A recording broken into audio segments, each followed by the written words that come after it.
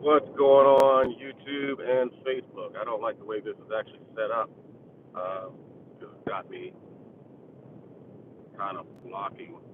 Let me see if I can set this up a little differently so it doesn't look so bad. But anyway, what I wanted to do here today is kind of put up some words of motivation and encouragement and say basically you can do it and never leave money on the table.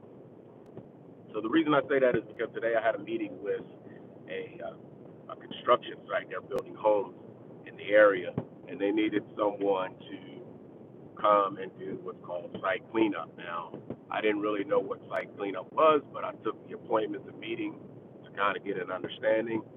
And if I didn't do the service or anything like that, at least it's an educational moment and an experience for me. So I get into the habit of trying to learn as much as possible so that I can either not just improve my knowledge, but my awareness and being able to know, okay, this is what needs to be done for whatever job.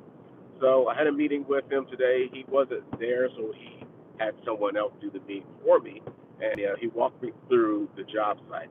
Now, in case you didn't know what site cleanup is, I'm going to tell you. Site cleanup is all it entails is you cleaning up any debris or anything that's not supposed to be on the ground or in the home on the floors or anything like that while the people are in there working on homes, while the construction men are working on homes.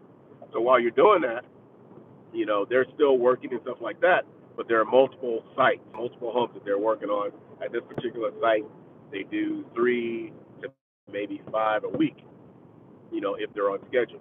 And all you're doing is just having someone there for maybe up to 8 hours a day, 4 days a week, maybe 2 days a week, depending on what they want, what they need, what they desire.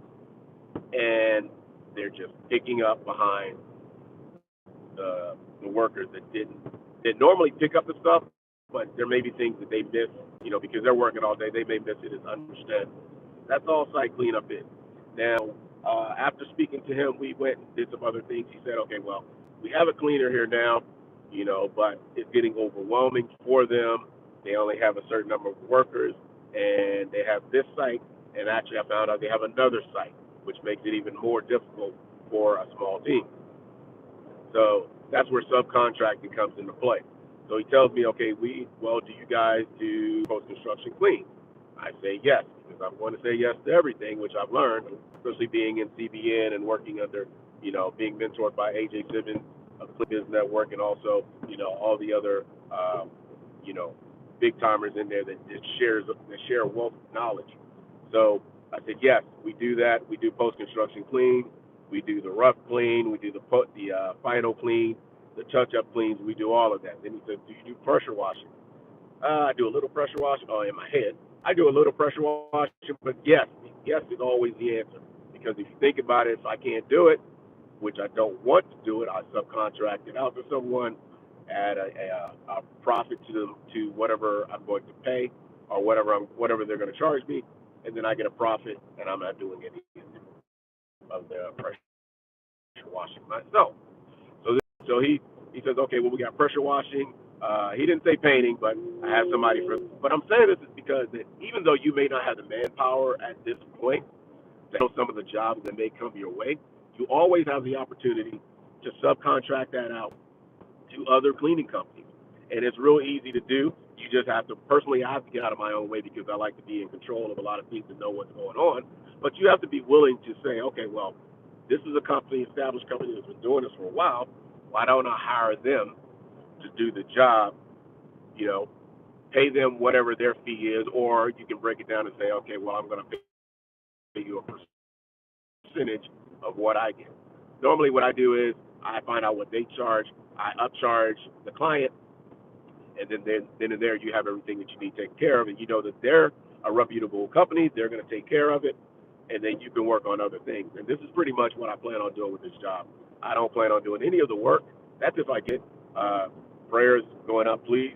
But it's a big job because they have multiple locations, and when they're done with those two locations, to move to other sites within Columbia or within South Carolina. Pretty loyal because the person that's there now has been with them since South Carolina. but he just doesn't have the manpower or the know-how to handle a job this big. So that's where we come into play because I've been schooled in CBN with AJ and all the others in the Clean Biz Network to help me understand how to navigate through a job of this magnitude. So I'm by no means a big timer or anything like that, but I listen. I learn, I put into action. So now it's time to put into action. So this is just saying that you can do the same thing. No matter how big or small you are, never feel that a job is too big for you to handle. You can always subcontract it out. You won't make as big as a profit, but you will make a profit and you won't have to do all the work. So with that being said, I am about to go and do some more running some numbers and hopefully get this job. So you guys have a blessed day, and hopefully I'll be putting out another video pretty soon saying that we got the job. Until then, it's not clean until it's squeaky clean. You guys have a blessed day.